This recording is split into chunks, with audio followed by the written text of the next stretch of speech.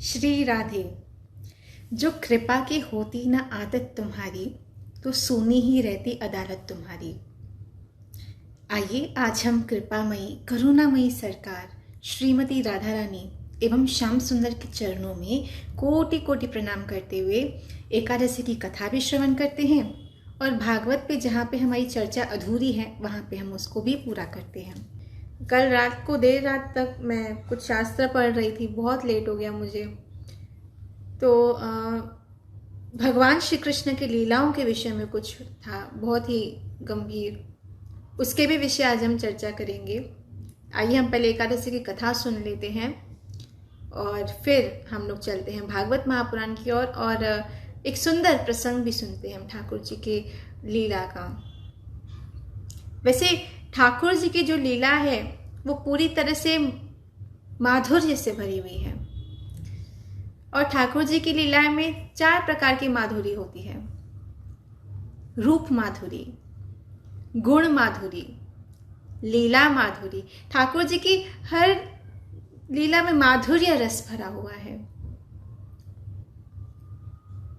और ये हमें अपने जीवन में बहुत बड़ा सौभाग्य समझना चाहिए कि हमें ठाकुर जी के लीलाओं का वेणु माधुरी, माफ कीजिएगा वेणु माधुरी में बताना भूल गई। वेणु माधुरी, रूप माधुरी, लीला माधुरी, गुण माधुरी। ठाकुर जी की लीलाएं पूरी तरह से माधुर्य से भरी हुई है और इनके चरित्र का, भगवान श्री कृष्ण के चरित्र की महिमा सुनने से, उनके लीलाओं का श्रवण करने से हमारी नाना प्रकार के जन्म जन्म के पाप समाप्त हो जाते हैं और वास्तविक आनंद ठाकुर जी की लीलाओं में ही है। नहीं तो हमारे जीवन में जो कष्ट हैं, जो तकलीफें हैं, प्रॉब्लम्स आज सब लोग फेस करते हैं, बिकॉज किसी की भी लाइफ विदाउट प्रॉब्लम्स के नहीं है। Nobody's life is perfect. हर किसी के लाइफ में प्रॉब्लम्स हैं। तो अपने इतने बिजी स्केड्यूल में, इतने कामों में जब हमें ठाकुर जी की लीला मिल जाती है, सुनने का मौका मिल जाता है, तो ऐसे लगता है जैसे डूबते हुए किसी व्यक्ति को किसी ने सहारा दे दिया, अपना हाथ दे दिया और उसके हाथ को पकड़कर हम उस डूबते हुए अवस्था से खुद को बचा लेते हैं। संसार दावा नलहृद लोक त्रणाय कारुण घन घनात्मं प्राप्तस्य कल्याण गुणारवस्य वंदे गुरु श्री चरणार विंदम। दावानल में जो अग्नि लगती है, आग लगती है जंगल में, उसको केवल जो बादलों की वर्षा है वही बुझा सकती है। उसी तरह से हमारे मन में जो आग लगी है, काम, क्रोध, लोभ, मोह, अहंकार, इस आग को केवल गुरु, संतों के वचन मिटा सकते हैं और उनके वचन के कण कण में ठाकुर जी की ही तो महिमा का गान है, ठाकुर जी की ही तो महिमा का वर्णन है। तो ठाकुर जी स्वयं तो सदचिदानंद हैं, लेकिन अपने भक्तों को भी आनंद प्रदान करते हैं। सदचिदानंद स्वयं भी हैं, भक्तों को भी आनंद प्रदान करते हैं। ठाकुर जी और ठाकुर जी की लीला में कोई अंतर नहीं। तो जब हम ठाकुर जी की लीला का श्रवण करते हैं तो हमें भी उसी आनंद की प्राप्ति होती है, वही सुकून मिलता है, वही पीस ऑफ माइंड मिलता है जो स्वयं ठाकुर जी में भरा हुआ है। आज एकादशी की कथा पहले हम सुनते हैं, रह जाएगी, फिर समय का हमें अभाव है। आज भाद्रपद मास की शुक्ल पक्ष की एकादशी है जिसका नाम परिवर्तनी एकादशी है, जिसको परसवा एकादशी भी कहा जाता है और उसको जयंती एकादशी भी कहा जाता है, वामन जयंती एकादशी। कल वामन भगवान का प्राकट्य है, वामन द्वादशी है कल। तो वैसे ये जो 4 महीने चल रहे हैं चातुर्मास्य के, इसमें कोई भी शुभ कार्य इत्यादि नहीं किया जाता। ये 4 महीने क्या होता है, भगवान श्री विष्णु शेषशय्या पर सो जाते हैं लीलावश। वास्तव में तो वो कभी भी निद्रा इत्यादि के आदि नहीं, पर एक लीला होती है ठाकुर जी की।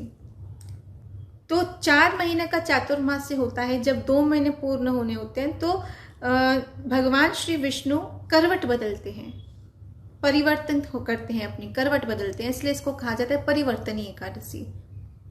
तो एक बार युधिष्ठिर जी महाराज ने भगवान श्री कृष्ण से कहा कि हे ठाकुर, आप हमें कुछ जो भाद्रपद मास की शुक्ल पक्ष की एकादशी उसकी कथा सुनाइए। तब भगवान श्री कृष्ण ने युधिष्ठिर जी महाराज से कहा कि हे युधिष्ठिर, मैं तुम्हें अब परश्वा एकादशी की कथा सुनाता हूँ, जिसको सुनने मात्र से वाजपेयी यज्ञ का फल मिलता है, सारे पाप तत्क्षण समाप्त हो जाते हैं, अखंड पुण्य की प्राप्ति होती है और इत्यादि बहुत सारे फल मिलते हैं। लेकिन हम लोगों का एकादशी व्रत रखने का उद्देश्य है ही नहीं कि हमें पुण्य मिले या वाजपेयी यज्ञों के फल मिले। हमारे तो एकमात्र प्रसन्नता है कि हमारे ठाकुर जी हमसे प्रसन्न हो। अब एक बात और, कहते हैं कि जितने दिन हमने अन्न नहीं खाया एकादशी की तिथि पे, उतने हमारा एक दिन आयु का बढ़ जाता है, उम्र का। लेकिन भक्त ये सोचता है कि वो जो एक दिन बढ़ा, मुझे मेरा नहीं बढ़ाना, वो जो एक दिन मेरे आयु का बढ़ा वो मैं अपने ठाकुर को देना चाहती हूँ। मेरे ठाकुर चिरंजीव भव रहे, मेरे ठाकुर जुग जुग जिए। तो वो अपने एक दिन की आयु अपने ठाकुर, अब ठाकुर न जन्म लेते हैं न मृत्यु के अधीन है, लेकिन भक्त का ये भाव होता है कि मैं अपना वो एक दिन जो मेरे उम्र का एकादशी का व्रत रखने से बड़ा, मैं वो अपने ठाकुर को समर्पित कर दूं। श्री कृष्ण अर्पणमस्तु। मेरा ठाकुर खुश रहे, मेरा ठाकुर जुग जुग जिए, ये भक्त की इच्छा होती है। इसके लिए भी भक्त एकादशी का व्रत रखते हैं।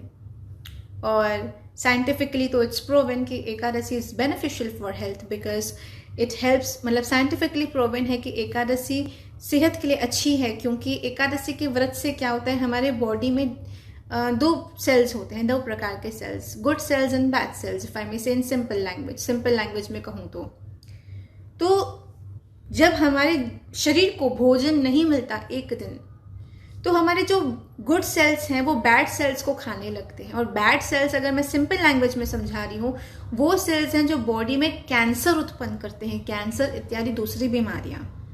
तो जब हम एकादशी का व्रत रखते हैं और अन्न नहीं खाते, तो जो गुड सेल्स है, क्योंकि उनको भोजन चाहिए, पौष्टिकता चाहिए, न्यूट्रिशंस चाहिए, तो वो बैड सेल्स को खाने लगते हैं। और बैड सेल्स को खा जाते हैं तो वो कैंसरस सेल्स डिस्ट्रॉय होने लगते हैं, बिकॉज उनको गुड सेल्स खा जाते हैं। तो साइंटिफिकली भी इसके बहुत फायदे हैं। और तो ये हम जानते ही हैं कि एकादशी के दिन पर अन्न में पाप प्रवेश करता है, दोष। तो अगर हम एकादशी पे अन्न खाते हैं तो अर्थात हम पाप खाते हैं। तो ये छोटी छोटी रीजन है, इसलिए हमें एकादशी जरूर रखनी चाहिए। और हमारे ठाकुर जी की प्रसन्नता हेतु तो अवश्य ये व्रत हमें रखना चाहिए। तो भगवान श्री कृष्ण युधिष्ठिर जी महाराज को आज की एकादशी की कथा सुना रहे हैं, बता रहे हैं कि आज के दिन भगवान श्री विष्णु करवट बदलते हैं, इसलिए इसका नाम परिवर्तनी एकादशी भी है। और कथा कुछ इस प्रकार है कि एक बार त्रेता युग में राजा बलि, जो महाबाहु थे, भगवान श्री कृष्ण के भक्त हैं, लेकिन देवता और असुरों में हमेशा से एक द्वंद्व चलता ही रहता है। और सतयुग था कि देवता और असुर अलग अलग लोक में रहते थे, लेकिन ये कलयुग है, इसमें देवता और असुर दोनों हमारे अंदर ही रहते हैं। और कभी न कभी जब कथा के द्वारा हमारा विवेक जागृत होता है, तो अंदर एक द्वंद्व आरंभ हो जाती है।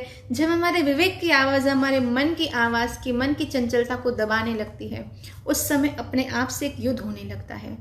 क्योंकि हमारे अंदर का देवता हरि कथा के द्वारा अब अंदर के राक्षस को धीरे धीरे मारने लगता है। बिन हरि कथा विवेक न होए, राम कृपा बिन सुलभ न सोए। हरि कथा के द्वारा जब विवेक जागृत होता है, तो अंतर का जो देवता है उस दैत्य को पराजित करने में सक्षम हो जाता है। और वो दैत्य धीरे धीरे जब मरने लगता है, तो हम देव बन जाते हैं, हम में देवी गुण उत्पन्न होने लगते हैं। अब दैवी गुण कौन से हैं, असुरी गुण कौन से, वो अगर हम विस्तार से जानना चाहते हैं तो भगवद गीता का 16 अध्याय अवश्य पढ़िएगा। और अगर अपने अंदर दैवी गुणों का विकास हम चाहते हैं तो सत्संग अनिवार्य है। हरि कथा इज वेरी नेसेसरी, बहुत जरूरी है। क्योंकि बिन हरि कथा विवेक न होए, राम कृपा बिन सुलभ न सोए। तो बात यहां से चली कि राजा बलि भगवान के भक्त है, लेकिन क्योंकि असुर हैं तो देवताओं के साथ उनका एक द्वंद्व हमेशा चलता है। तो उन्होंने इंद्र को पराजित कर स्वर्ग का आधिपत्य, स्वर्ग पे अपना आधिपत्य स्थापित कर दिया। अब स्वर्ग पे रहने तो लगे, लेकिन जो देवता थे अब वो कहाँ जाए, क्योंकि अगर दैत्यों का राज्य स्वर्ग में हो गया तो स्वर्ग के देवता कहाँ जाए। इसलिए इंद्र सहित समस्त देवी देवता वैकुंठ पहुंचे नारायण के पास और नारायण से प्रार्थना की कि आप राजा बलि को परास्त कर हमारा स्वर्ग का आधिपत्य हमें वापस दिलवाइए। भगवान श्री कृष्ण क्योंकि शरणागत वत्सल हैं, भक्त वत्सल हैं, तो देवताओं की, क्योंकि स्वर्ग पे देवताओं का ही आधिपत्य है, उनका ही अधिकार है, तो इसके लिए भगवान श्री कृष्ण विष्णु भगवान ने देवताओं की मनोरथ पूर्ण करने हेतु अपना एक रूप धारण किया। जो 24 मुख्य अवतार हमने रिसेंटली शॉर्ट में डिस्कस किए, भागवत महापुराण के सेशंस चालू हैं, हम लोग रोज 4 बजे भागवत डिस्कस करते हैं, तो हम लोगों ने संक्षेप में वामन रूप पे डिस्कशन किया है। जैसे जैसे हम भागवत में आगे बढ़ेंगे तो वामन अवतार के विषय में हम विस्तार से जानेंगे, लेकिन हम संक्षेप में इस पे डिस्कशन कर चुके हैं बहुत बार। तो देवताओं को वापस स्वर्ग दिलवाने के लिए भगवान श्री विष्णु ने वामन रूप धारण किया, जो भगवान के 24 अवतारों में से एक मुख्य अवतार है, और वामन रूप धारण कर गए हैं स्वर्ग में राजा बलि के पास। दानवीर बलि कभी भी किसी ब्राह्मण को अपने घर से खाली नहीं भेजते थे। अब यहाँ पर वामन भगवान ने कहा कि मैं भी कुछ मांगू तो क्या मुझे दोगे? राजा बलि ने कहा अवश्य, आप जो मांगना चाहे मांग सकते हो। वहां पे शुक्राचार्य जो दैत्यों के गुरु हैं, उन्होंने बहुत समझाया वहां बलि को, लेकिन बलि नहीं माने, और बलि ने वचन दे दिया वामन भगवान को, और वचन पूरा करने हेतु बलि ने कहा वामन जी से, आप जो मांगना चाहे मांग सकते हो। तो वामन ने कहा, भगवान श्री कृष्ण ही है वामन रूप में, वामन भगवान ने कहा कि मुझे 3 पग जमीन चाहिए। तो बलि ने कहा, मैं आपको वचन देता हूं, मैं आपको 3 पग जमीन दूंगा। जैसे ही अंजलि भरकर, इस तो विस्तार से कथा है, हम इस पे डिस्कशन करेंगे जब हम लोग भागवत पे आगे बढ़ेंगे, लेकिन संक्षेप में आज सुन ले। तो जैसे ही अंजलि भरकर राजा बलि ने संकल्प कर दिया कि मैं वामन जो ये मांग रहा है इसको सब दूंगा, वैसे ही वामन भगवान ने अपना एक विकराल रूप धारण किया। छोटा सा वामन, एक बौना दिखने में, लेकिन आखिर है परम पुरुषोत्तम भगवान श्री कृष्ण, विकराल रूप धारण किया। इतना विकराल कि एक पग में स्वर्ग माप लिया, दूसरे पग में पृथ्वी माप ली, और अब दैत्यराज बलि से कहा कि हे बलि, अब बताओ कि मैं अपना तीसरा पैर कहां पर रखूं, तीसरा पग कहां पर रखूं? तुमने मुझे वचन दिया है कि तुम मुझे 3 पग जमीन दोगे, 2 पग में तो मैंने सारा स्वर्ग, सारी पृथ्वी माप ली, अब तीसरा पैर मैं कहां रखूं? तब राजा बलि ने अपना सर झुकाया और कहा, प्रभु तीसरा पैर आप मेरे सर पर रख लीजिए, क्योंकि दैत्यराज बलि भगवान श्री विष्णु के परम भक्त हैं, और उन्होंने भगवान श्री विष्णु को अपनी विनम्रता से प्रसन्न किया, और भगवान श्री कृष्ण ने जो वामन रूप में प्रकट हुए थे, अपना तीसरा पैर दैत्यराज बलि के सर पर रख दिया, और दैत्यराज बलि पाताल लोक चले गए। दैत्यराज बलि की इस विनम्रता पर प्रसन्न होकर हमारे भगवान श्री कृष्ण ने उनसे ये वचन दिया कि मैं तुम्हारे साथ ही रहूंगा। अब विस्तार से इसकी कथा आती है कि लक्ष्मी जी फिर गई थी दैत्यराज बलि को राखी बांधकर अपने दक्षिणा के रूप में, खर्ची के रूप में अपने पति को वापस मांगा दैत्यराज बलि से, और भगवान को पाताल लोक से वापस लेकर वैकुंठ गई थी। उसी उपलक्ष्य में रक्षाबंधन भी मनाया जाता है, ये तो हम सब जानते हैं। तो ये थी आज की एकादशी की कथा, जिसको सुनने मात्र से यज्ञों का फल मिलता है, अखंड पुण्य की प्राप्ति होती है, पाप नष्ट होते हैं, लेकिन हमारा उद्देश्य तो ये सब है ही नहीं। हम तो बस ठाकुर जी को खुश करना चाहते हैं। और साइंटिफिकली तो as we discussed earlier, it has a lot, fasting has lot of benefits for the body. शरीर के लिए इसके बहुत फ़ायदे होते हैं व्रत रखने के। तो ज़रूर मैं कोई उम्मीद करती हूँ कि आज सबने व्रत ज़रूर रखा होगा। आइए अब हम चलते हैं श्रीमद् भागवत महापुराण की ओर। और पितामह भीष्म ने भगवान श्री कृष्ण की स्तुति गाई, और अब पितामह भीष्म एक नई यात्रा की ओर चल रहे हैं। आइए हम लोग भागवत की ओर बढ़ते हैं। नारायणं नमस्कृत्य नरं चैव नरोत्तमं देवीं सरस्वतीं व्यासं ततो जयमुदीरये। पितामह भीष्म एक आदर्श है, त्याग मूर्ति है, सहन शक्ति का भी एक प्रमाण है। वो कोई साधारण आत्मा नहीं है। पितामह भीष्म ने जब इस प्रकार से भगवान श्री कृष्ण की स्तुति की, अपने इंद्रियों को कृष्ण में ही लगा दिया, कृष्ण की स्तुति गा रहे हैं, अपने शरीर के त्यागने से अंत क्षणों में भगवान की लीलाओं का स्मरण कर रहे हैं, भगवान की लीलाओं का स्मरण कर रहे हैं, चिंतन कर रहे हैं, और कह रहे हैं ठाकुर जी से कि युद्ध के समय जब आपका जो दुपट्टा था वो लहरा रहा था, आपके घुंघराले केश आपके मस्तिष्क पर थे, पसीने के बूंदों के कारण आपका जो मुख भर गया था, तो वो आप पसीने भी शोभामान हो रहे थे क्योंकि वो आप पे, आपके मुख कमल पर, आपके मुख पर जो कमल के समान सुंदर है, अति शोभनीय है, पसीनों की भी मान बढ़ गया। और बता रहे हैं उनको कि नाम की लीलाएं बहुत सारी स्मरण कर रहे हैं। यहाँ पे भगवान श्री कृष्ण की स्तुति गाते हुए यहाँ पर पितामह भीष्म कह रहे हैं कि हे ठाकुर, जैसे हमने कल डिस्कस किया था, भगवान श्री कृष्ण ने अपना वचन तोड़ा था पितामह भीष्म का वचन पूरा करने के लिए, क्योंकि पितामह भीष्म का ये संकल्प था कि मैं भगवान श्री कृष्ण से अस्त्र शस्त्र उठवाऊंगा। वो याद कर रहे हैं, फिर कह रहे हैं पितामह भीष्म कि आपकी स्मृति मेरे चित्त में बनी रहे, आपके चरणों में मेरी अखंड प्रीति बनी रहे। और हमें भी ठाकुर जी से यही प्रार्थना करनी चाहिए कि आपके चरणों में हमारी निष्कपट प्रीति हो, निष्काम भक्ति हो, जिसमें किसी प्रकार की कामना ना हो, कोई इच्छा ना हो, निष्काम प्रीति हो। प्रभु ऐसे आपके चरणों में हमें भक्ति दो, ऐसे आपके चरणों में हमें प्रीति दो, ऐसे आपके चरणों में हमें अनुराग दीजिए। ये प्रार्थना हमें नित्य करनी चाहिए ठाकुर जी से। आगे कह रहे हैं पितामह भीष्म कि आपका जो ये सखा है अर्जुन, जब ये अपना सारा ज्ञान खो चुका, मोहवश मोह पाश होकर उसने ये निर्णय लिया कि अब मैं महाभारत का युद्ध नहीं लड़ूंगा क्योंकि सामने मेरे अपने हैं, मैं किसको मारूं, सब मेरे अपने हैं। जब इस प्रकार वो मोहवश हो गया, तब कुरुओं के मध्य आप उसके रथ को लेके गए उसके कहने पर, और उसके अज्ञान को दूर किया, उसकी निराशा को दूर किया, और उसके कर्तव्य का उसको याद दिलाते हुए आपने उससे महाभारत का युद्ध लड़वाया, धर्म की स्थापना की है। पितामह भीष्म कह रहे हैं भगवान श्री कृष्ण से ये। आगे ठाकुर जी की दूसरी लीला भी स्मरण कर रहे हैं पितामह भीष्म, भगवान की स्तुति गाते हुए कह रहे हैं रास लीला के समय जब परम आदरणीय गोपियों को आपका विछोह हुआ, क्योंकि आप अंतर ध्यान हो गए, उस समय आपकी उस रूप का स्मरण करते करते गोपियां अपना सारा चित्त, अपनी सारी इंद्रियां आपके चरणों में समर्पित कर चुकी थी, कृष्णमयी बन चुकी थी। ऐसे श्याम सुंदर को मैं कोटि कोटि प्रणाम करता हूँ, जिनके लीलाओं के स्मरण मात्र से समस्त जीवों के पाप ताप संताप नष्टोत्तर कर्मों का बंधन सबका छूट जाता है। ऐसे भगवान श्री कृष्ण को मैं कोटि कोटि प्रणाम करता हूँ। पितामह भीष्म कह रहे हैं, आगे कह रहे हैं पितामह भीष्म कि मैं कितना बड़ा आतताई हूं कि मैंने आपके ऊपर बाण चला चला कर आपके कवच को तोड़ दिया।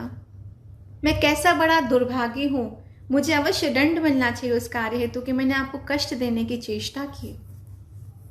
आगे कह रहे हैं युधिष्ठिर की राजसूय यज्ञ में जब सारे ऋषि मुनि एवं सारे बड़े बड़े राजा उपस्थित थे तो सबसे पहले आपकी पूजा की गई थी। ऐसे समस्त देवी देवताओं के भी आराध्य थे पूजनीय भगवान श्री कृष्ण को मैं कोटि कोटि प्रणाम करता हूँ। कौन कह रहे हैं? पितामह भीष्म कह रहे हैं, कोई साधारण व्यक्ति नहीं कह रहा। सूत जी कहते हैं, अब शौनक आदि ऋषियों से बता रहे हैं कि इस प्रकार भगवान की स्तुति करते करते अपने मन वाणी कर्म से पितामह भीष्म ने अपने आप को भगवान को समर्पित कर दिया। भगवान का चिंतन करते करते अपने नेत्र बंद कर कर उन्होंने अपना शरीर त्याग दिया।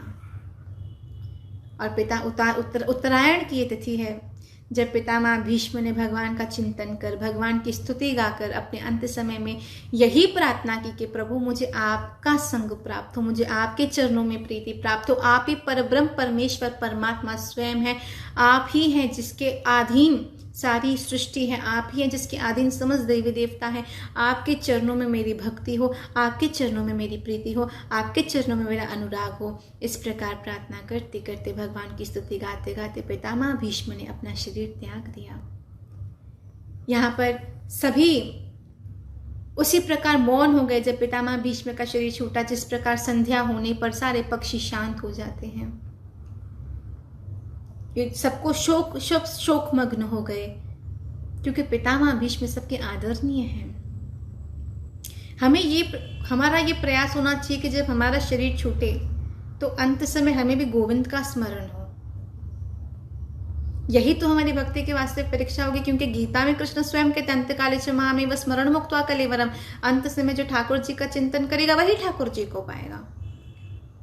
तो अगर हम अंत समय ठाकुर जी का चिंतन करना चाहते हैं तो हमें आज से प्रैक्टिस स्टार्ट करनी चाहिए। नित्य ठाकुर जी का चिंतन करने की हमें हैबिट होनी चाहिए, अवश्य होनी चाहिए।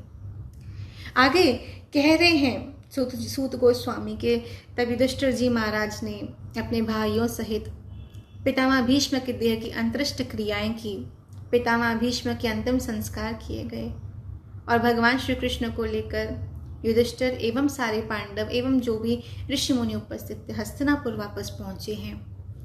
तब युधिष्ठिर जी महाराज ने सर्व उत्तम तपस्विनी माता गांधारी एवं धृतराष्ट्र जी का सम्मान किया है, उनको शांतावना दी, क्योंकि वो शोकमग्न हो चुके थे अपने सारे अपनों को खोकर। देखो वो महाभारत था जहां अपनों के साथ युद्ध करना पड़ा था। हम लोग महाभारत का युद्ध ना लड़ें घर पे तो बेहतर होगा। हर जगह हम लोग हार जाएं, लेकिन अपने परिवार के साथ हमें हमेशा मेंटेन करना चाहिए। लोग क्या करते हैं, घर पे झगड़ा, घर पे कलह। हम ना अर्जुन हैं, हम ना पितामह भीष्म हैं, हमें महाभारत नहीं लड़नी है। जितना हो सके अपने घर गृहस्थी को प्रेम शांति से चलाने का प्रयास होना चाहिए। Family should always be a priority. परिवार हमेशा हमारी प्राथमिकता होनी चाहिए, क्योंकि ये परिवार भी भगवान की ही प्रसाद है, भगवान की ही कृपा से प्राप्त है। तो इसमें झगड़ा कलह न कर शांति से प्रेम से जिया जाए तो ही श्रेष्ठ है। और अपने कुटुंब को प्रेम से भक्ति से सींचना ये प्रत्येक व्यक्ति का कर्तव्य है। यहाँ पर अब युधिष्ठिर जी महाराज ने भगवान श्री कृष्ण एवं धृतराष्ट्र जी से आज्ञा लेकर पूरे हस्तिनापुर का शासन आरंभ कर दिया। अब माता गांधारी का श्राप इत्यादि जो भी है ये विस्तार से महाभारत में आता है। भागवत में महाभारत की कुछ संक्षेप में कथाओं का वर्णन है जिसकी हमने चर्चा आज कर ली। और अब भगवान श्री कृष्ण जब द्वारका की ओर वापस जाएंगे इस पे हम कल चर्चा करें, मंडे चर्चा करेंगे। कल सैटरडे संडे है तो अभी 2 दिन सेशन नहीं होगा। तो अब आगे भगवान श्री कृष्ण की कौन सी लीलाएं होंगी, राजा परीक्षित कैसे सारा राजपाट संभालेंगे, कैसे उन्हें श्राप मिलेगा, ये सब हम अब आगे चर्चा करेंगे। तो खुश रहिए, स्वस्थ रहिए, खुशियाँ बांटिए और हेल्दी रहिए। I'll take your permission for now. I'll see you all on Monday at 4 p.m. Up till then, chant, be happy, smile and be the reason for someone's smile. Till then, Shri Radhe, Jai Shri Krishna.